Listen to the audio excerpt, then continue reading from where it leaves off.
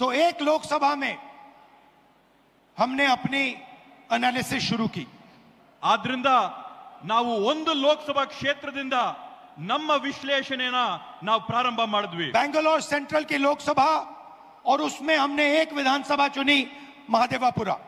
ಬೆಂಗಳೂರು ಕೇಂದ್ರ ಬ್ಯಾಂಗ್ಳೂರ್ ಸೆಂಟ್ರಲಿನ ಲೋಕಸಭೆ ಕ್ಷೇತ್ರದಲ್ಲಿ ಒಂದು ವಿಧಾನಸಭೆಯ ಕ್ಷೇತ್ರವಾದಂತ ಮಹದೇವಪುರ ಕ್ಷೇತ್ರದ ಫಲಿತಾಂಶನ ನಾವು ವಿಶ್ಲೇಷಣೆ ಮಾಡಿದ್ವಿ। और आपने मेरा कल प्रेस कॉन्फ्रेंस देखा होगा, उसमें हमने 100% साबित कर दिया है कि इलेक्शन कमीशन और बीजेपी ने मिलकर आपसे कर्नाटका से लोकसभा चुराई है।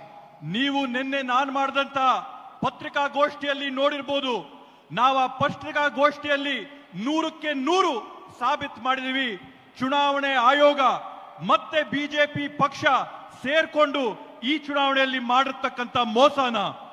महादेवापुरा में 6.5 लाख वोट हैं असेंबली में।